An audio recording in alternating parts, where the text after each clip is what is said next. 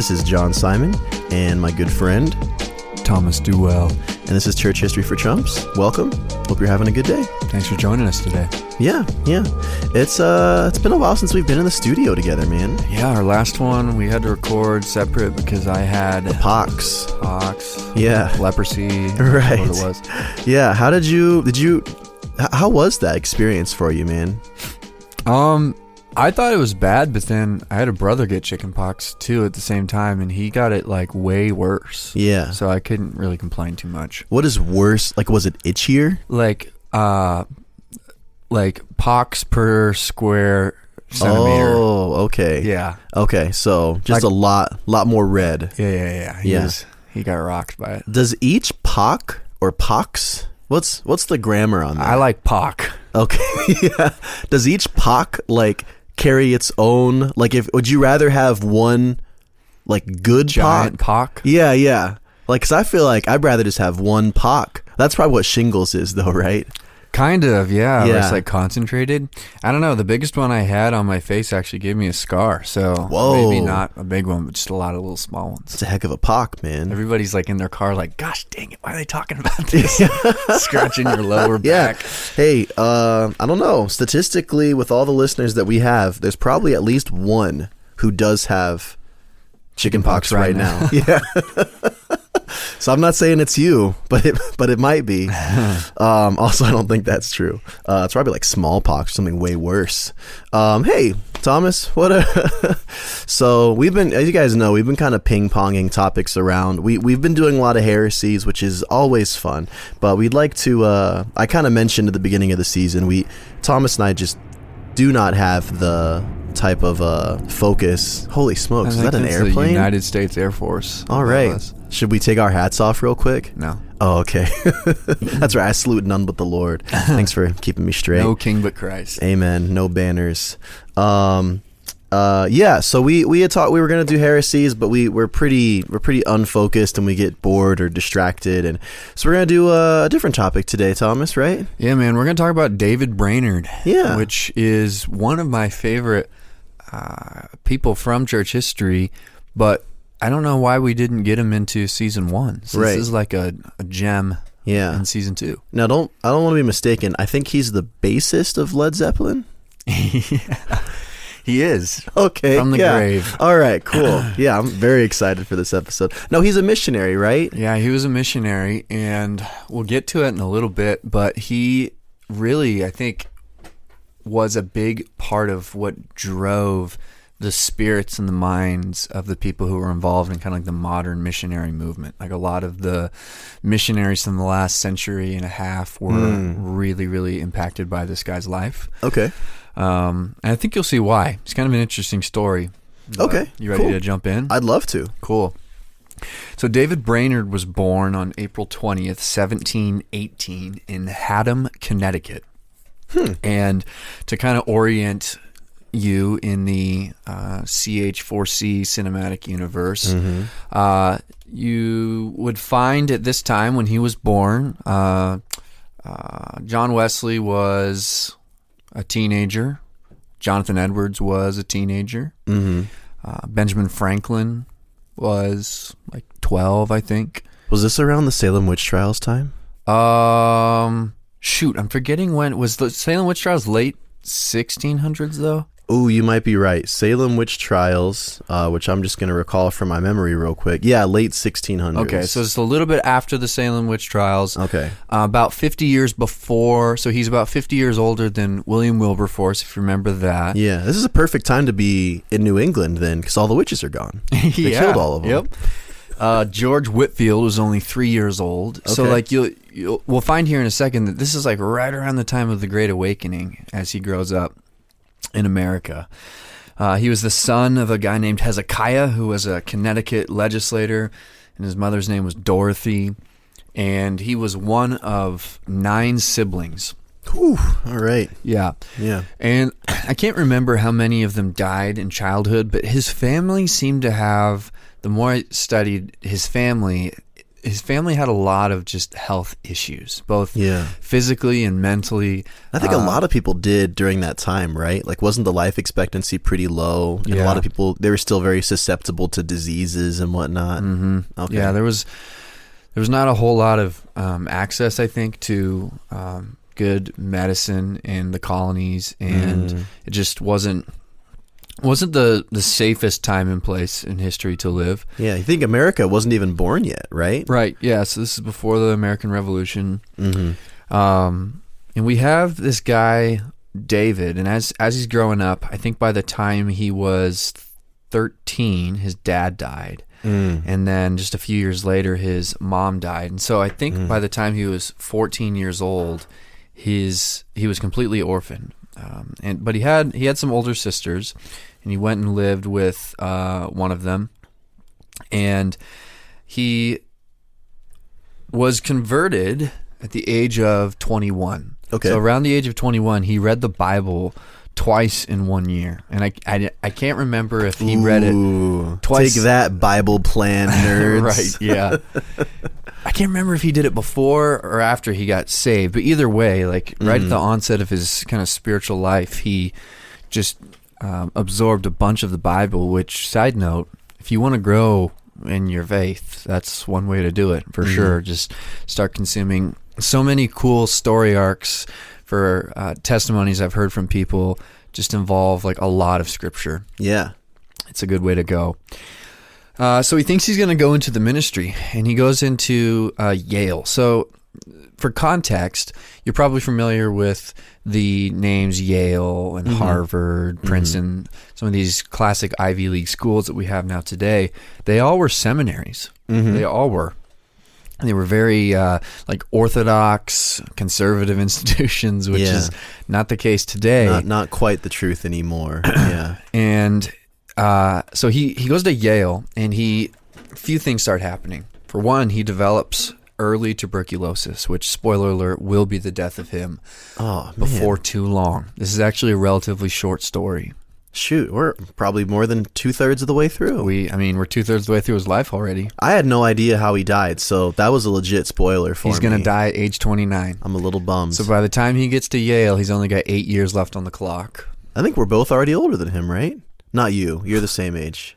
Same age? When he died? Yeah. Yeah, same age. Okay. I thought you were saying I was 21 years old. Okay. No. You passed for one, though. Yeah, I can. Was he a Puritan? His family was very much from the Puritan tradition. Yeah. Yes. Which I know, like we said during Salem witch trials, like Puritan back then means like Baptist today. So that could look a lot of different ways. What do you mean by that when you say like Baptist today? Well, like Baptist is such ubiquitous statement. It's almost like more of a cultural statement than a denominational statement. There wasn't a centralized Puritan movement back then. But I mean, that's cool. Yeah. No, definitely like good spiritual ground to grow up in. But something interesting happened. So remember, when he was born, George Whitefield was 3. So around the time that he's entering into Yale, Whitefield is like in his mid-20s, and this is right at the beginning of the Great Awakening. And during this time, you had in the Presbyterian world what they had, like they called them the New Light movement, and then there was the Old Light, and it's kind of like the classic, like you've got the younger people who are on fire for Jesus, and they're excited about this new thing that God is doing, and you've got the older folks who are kind of like skeptical of it. They're worried about orthodoxy and things like that. So all of the professors at Yale were part of like the Old Light movement, and then these New Light preachers and speakers, including George Whitefield, which ultimately we know historically now to be the Great Awakening. Some of these preachers were coming through and speaking at Yale, including Whitefield. And Brainerd was really caught up in the excitement and the fervor and like the like getting really serious about your faith and evangelism. And he started to get kind of critical of some of his professors that he had at the time. And so he, in 1742, was expelled from Yale because he had said about one of his professors that the man had no more grace than a chair. Ouch. amongst some other things, and they kicked him out of the school.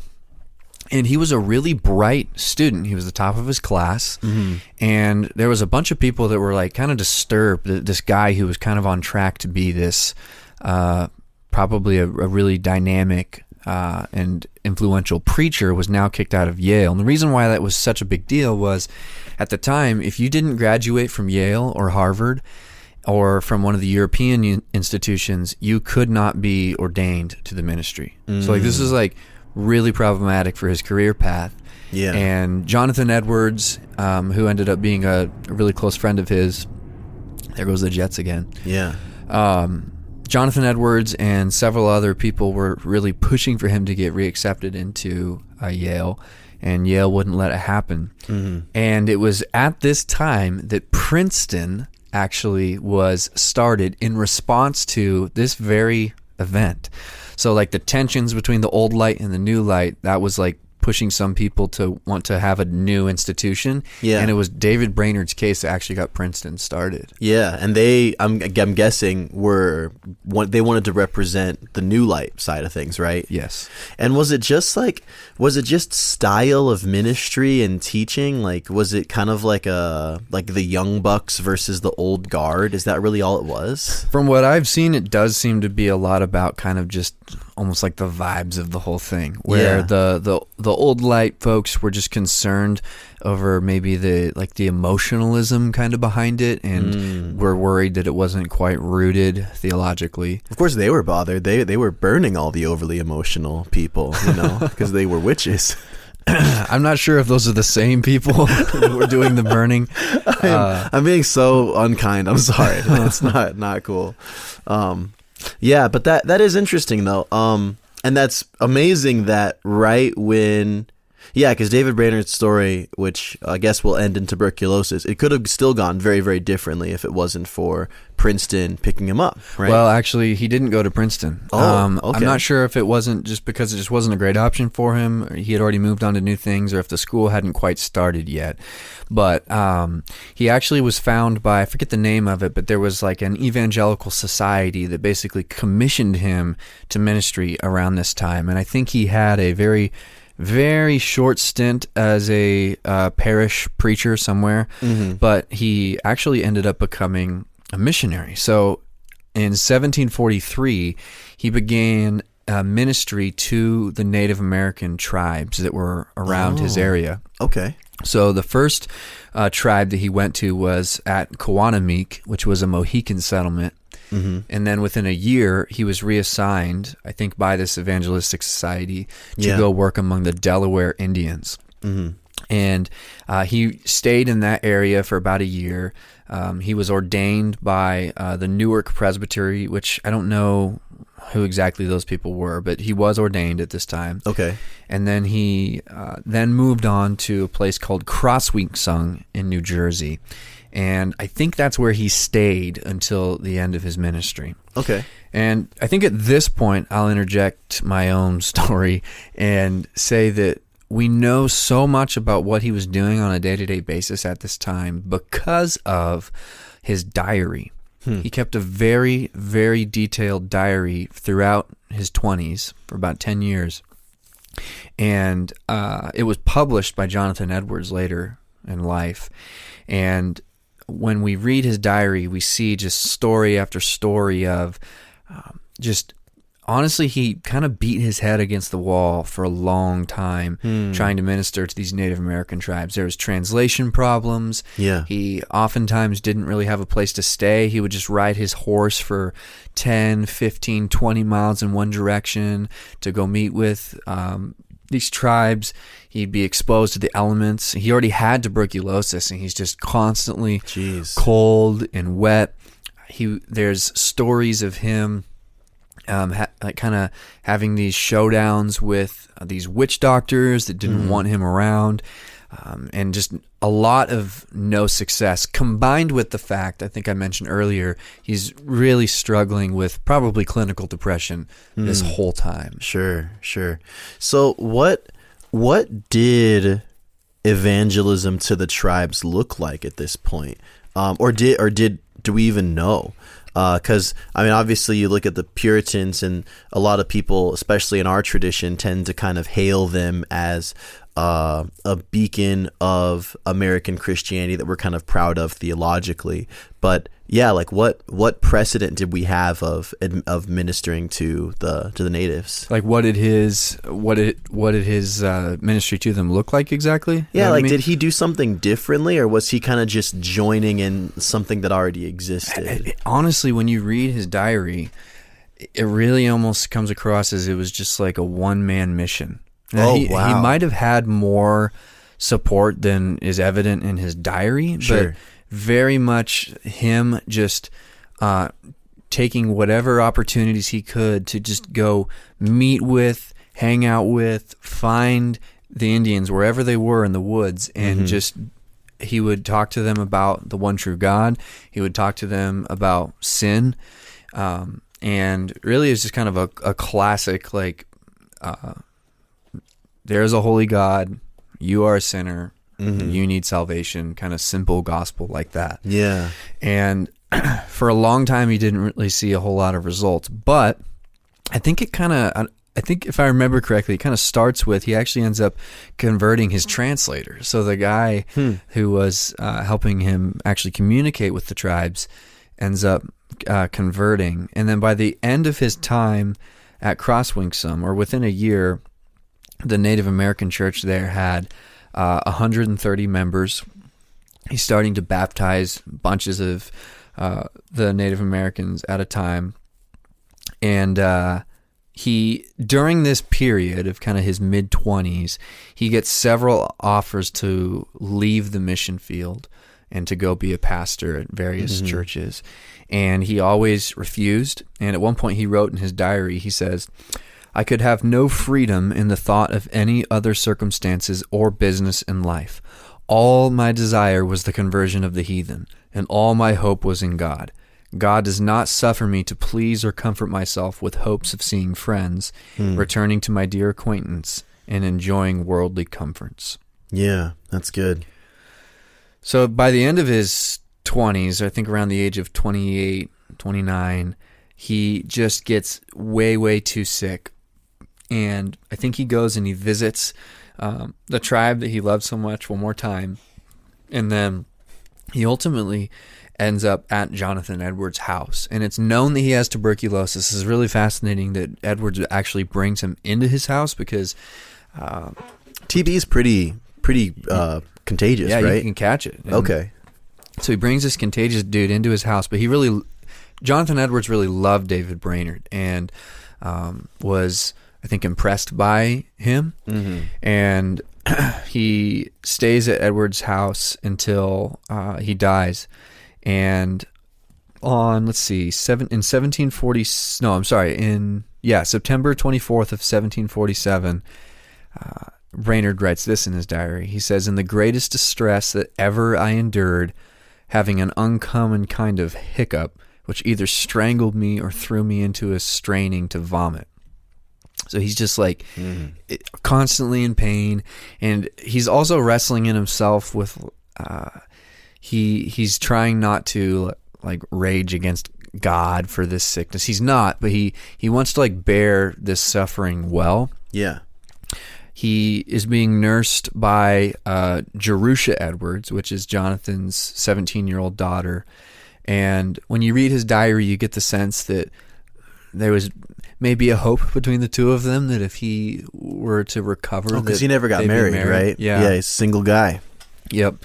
So Jerusha and Jonathan definitely loved each other. And then, Friday, October 2nd, here's another entry. "My soul was this day at turn sweetly set on God. I longed to be with him, that I might behold his glory. I felt sweetly disposed to commit all to him, even my dearest friends, my dearest flock, my absent brother, and all my concerns for time and eternity. Oh, that his kingdom might come in the world, that they might all love and glorify him for what he is in himself, and that blessed Redeemer might see the travail of his soul and be satisfied. Oh, come, Lord Jesus, come quickly. Amen." And 7 days later, he died.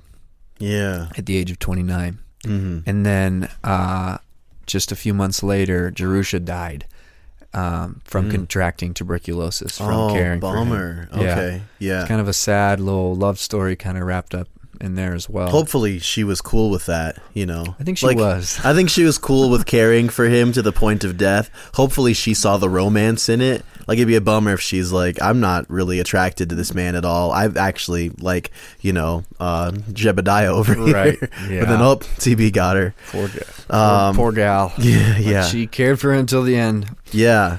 Jonathan Edwards picks up his diary and kind of makes some of the final entries. And so this is now Jonathan Edwards' pen writing in David's diary. He says, towards day, his eyes fixed, and he continued lying immovable till about 6 o'clock in the morning, and then expired on Friday, October 9th, 1747, when his soul, as we may well conclude, was received by his dear Lord and Master as an eminently faithful servant into that state of perfection of holiness and fruition of God, which he had so often and so ardently longed for, and was welcomed by the glorious assembly in the upper world as one peculiarly fitted to join them in their blessed employ and enjoyment. Much respect was shown to his memory at his funeral, which was on the Monday following, after a sermon preached the same day on that solemn occasion. His funeral was attended by 8 of the neighboring ministers and 17 other gentlemen of liberal education and a great concourse of people. So, kind of a short and sad story. Yeah. But really, I think where the reason why I wanted to talk about him, because there's been a lot of people that have done similar things. Sure.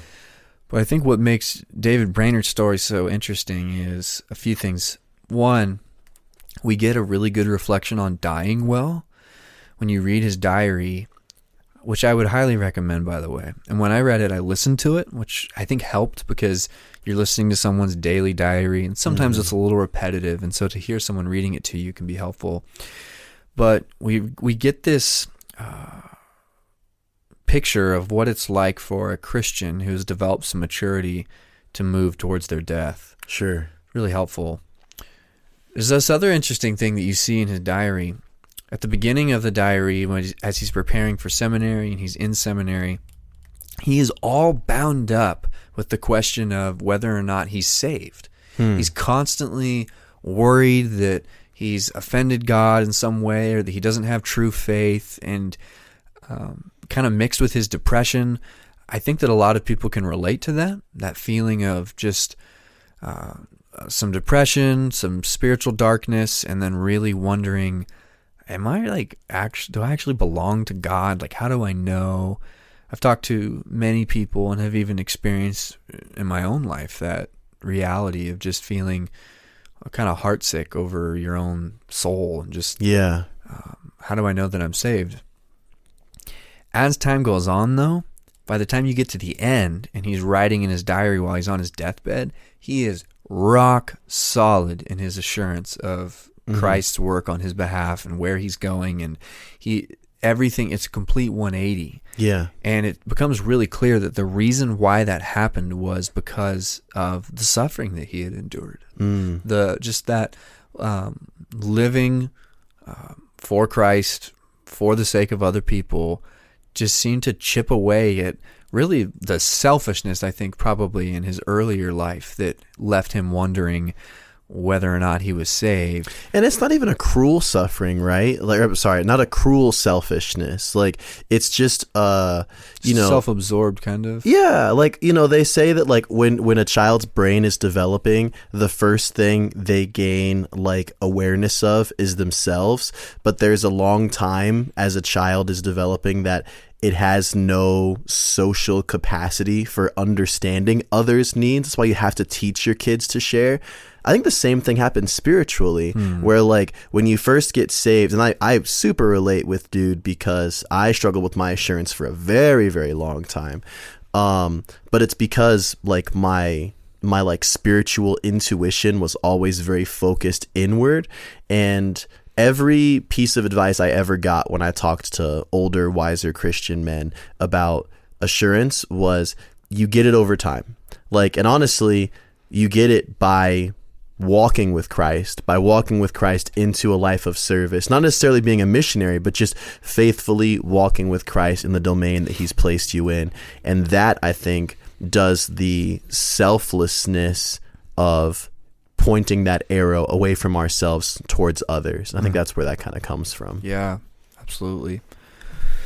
So Jonathan Edwards ends up obviously knowing and finding his diary, and he ends up publishing it. But it wasn't for maybe, I think, 50 years later, like kind of in the 1800s, it becomes more popular and people are reading it. And there's been a bunch of missionaries, really important missionaries too, who have basically credited Brainerd's diary with being massively influential in their decision to go into the mission field. So I don't know this name, Henry Martin. Maybe I should know Henry Martin. I don't know Henry Martin either. William Carey, Jim Elliot. Jim Elliot. Yep. Adoniram Judson. Jim Elliot was killed, right? Yeah, he's the Ecuadorian kind of that end of the spear story. Okay, that's who I thought this was. So when I saw his very short lifespan, I was like, oh, because the natives killed him. But no, he died of tuberculosis. Yeah. Okay. Yep. Interesting. Yep. Yeah, dude, there's something so interesting about like that Wild West era of mission work where today, I mean, there's no shortage of need for missionaries because we're in a kind of post-religious culture where you can't really assume, like I'm sure a lot of people did, that like, oh yeah, my neighbors are baptized, Jesus-loving people. Like back then it was like, oh yeah, if I want to know for sure that I'm ministering to someone who's never heard the gospel before, I just have to travel into this land that is not far to get to, but is going to be a very foreign place for me. Like that had to be, I don't know if the word is exciting. I mean, obviously, like we just talked about Jim Elliot, like it could be a fatal calling, but what a strange place to be in. Yeah. And unfortunately a place where the church had in many places really, really good intentions and not the sharpest missionary work that I think we're kind of reflecting on now. When I talk to missionaries who are kind of doing their thing today, they're like, yeah, the 19th and 20th centuries kind of taught us some lessons about good mission work that I think we're starting to correct. Sure. But I mean, what you've said about Mr. Brainerd is perfect, because this wasn't a dude who was like, yeah, we're gonna colonize the natives or anything like that. He was just like, look, I know that they don't believe because there's no possible way they believe. They have their own religion. I'm gonna get a translator. I'm gonna tell them about Jesus and go from there. You can tell reading his diary that he definitely was under the impression and the acknowledging the reality that the gods that these native people were worshiping had not treated them well, and that their lives were darkened greatly by not following the one true God. But he doesn't seem, which I think that, I don't know this for sure, but I think that a lot of the mission work going on to Native Americans, at least at this time, was good. Yeah, and that some of the other things that gets mixed in, the money and the land problems, kind of come in later. So from everything I can tell, David Brainerd's a really kind of upstanding missionary to look at.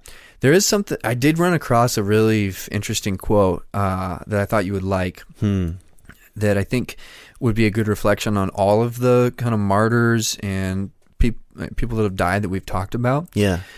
This guy, I found this blog. His name was Mac Tomlinson. I think this is actually a transcript from a talk he gave about Jim Elliot. But he's kind of talking about like the question of martyrdom. And if you remember all the way back to our first episode, the Desert Fathers, which if for some reason you didn't listen to that, please go back and listen. It's one of our favorites.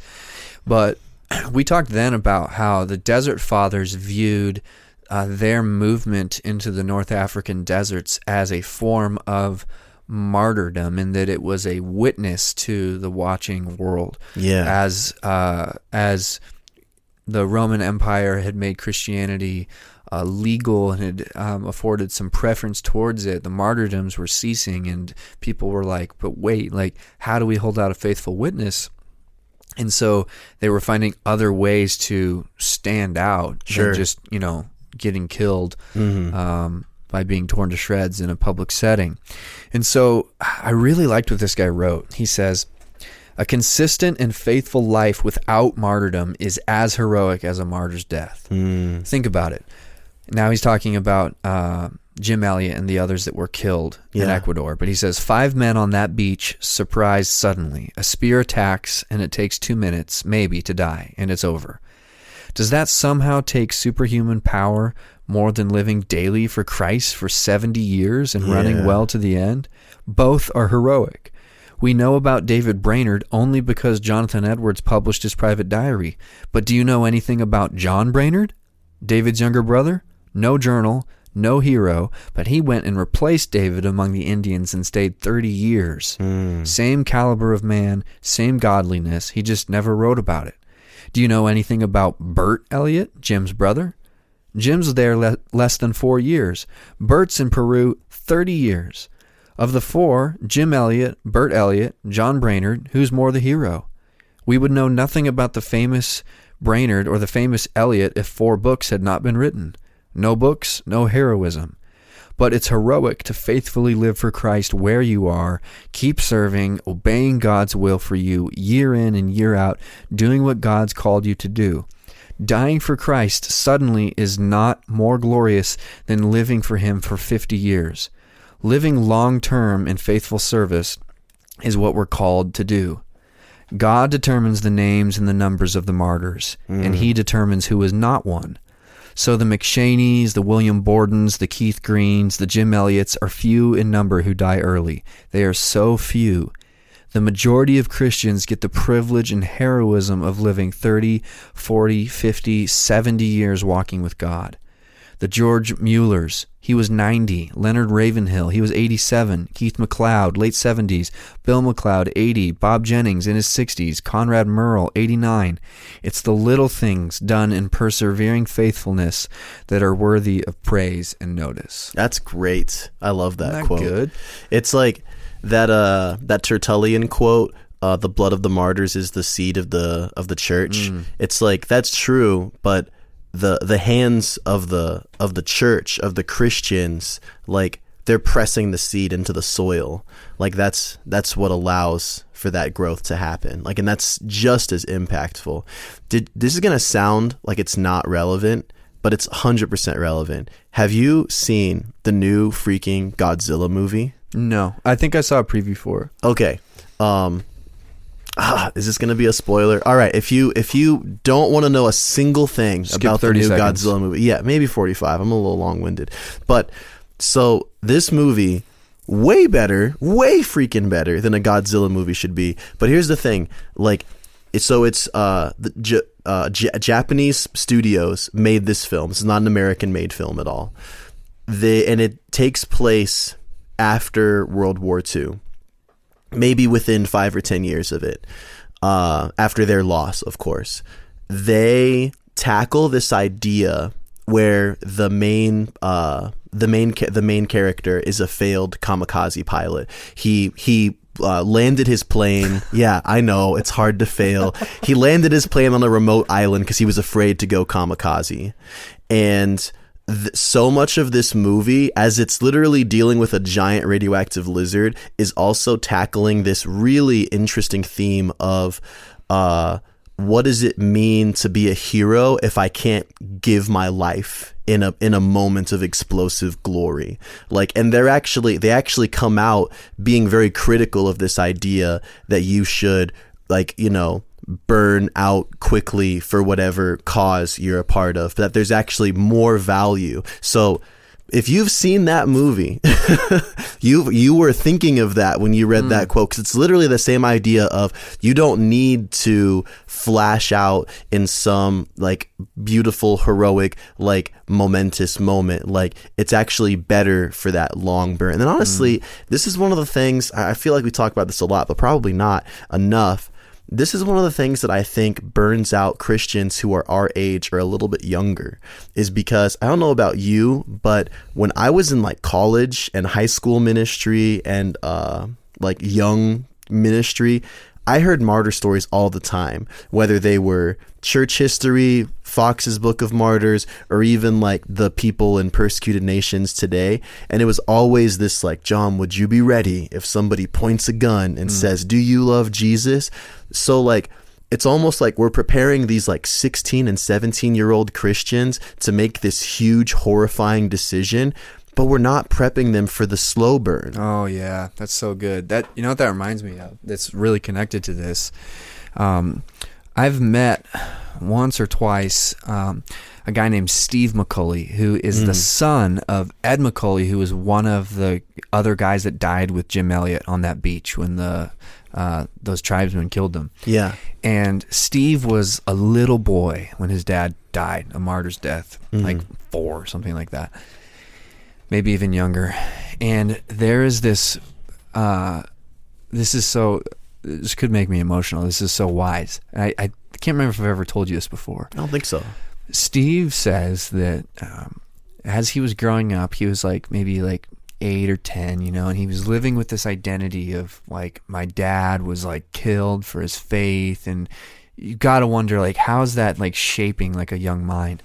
And his grandpa, I think it was his paternal grandpa, so I think it was his dad's dad, pulled him aside one day and he said, Steve, you need to know that God is probably not going to ask you to die, but he is going to ask you to live. And it just gives me chills every time I think about that. Like, just for one, just the care for the little boy who, you know, had lost his dad due to murder, but to reorient things for him, where it's just like, you know, what your dad did was honorable, and brought glory to Christ, and, you know, people were saved, but that's probably not what God's going to ask you to do. And, you know, David Brainerd's life kicked off, you know, lots of missionary action, but it should also, when we hear his story, it should kick action off for us, but it doesn't necessarily have to be, you need to go figure out, you know, the most abysmal place to drag your family to you know, die within a few years. You can pour your life out like a drink offering right where you're at. Drop by drop. Yep, absolutely. Yeah. And I think that, you know, maybe it's the nature of us being Americans, and Americans are already drawn to this idea of adventure and, you know, fun, climactic experiences. Combining that with Christianity, that makes sense that those two cultures merge, and you end up with a bunch of Christians who think that living the life of Christ is going to be this big adventure full of experiences. And then you leave your college ministry and you graduate from college and you get a 9-to-5 and you're at an office and you're, you know, your back starts to hurt because you're sitting in a bad chair for 40 hours a week, and, you know, life gets mundane. And I think that there are some people who don't know how to deal with the mundane. And I think that more often than not, we see Christ in the mundane. Yeah. Like, Christ isn't just you know, if you're called to be a missionary, that's a beautiful thing. Discern that with prayer in your prayer closet, and more importantly, I would say with your church community.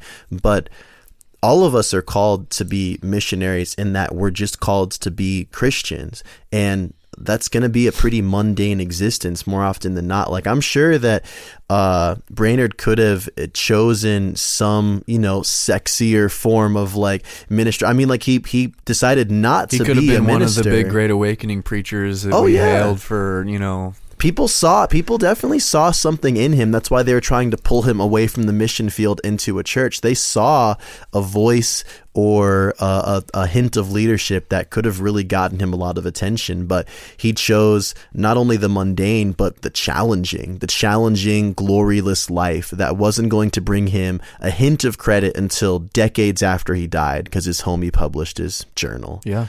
So, yeah, that's good. That's really good. Yep, that's David Brainerd. That's David Brainerd. I kept calling him Brainerd because I think I know another Brainerd who lives in Tucson, and I was afraid I was going to call him by the wrong name. You know who I'm talking about? Our friend Randy. Yeah. He's a Hope guy, right? Yeah. Shout out to Brandy. See, this is why I didn't want to do it. Brandy Aynard. Yeah. Alrighty, team. Well, hey, we'll talk to you soon. Yeah. God bless you. In a little bit. Bye-bye.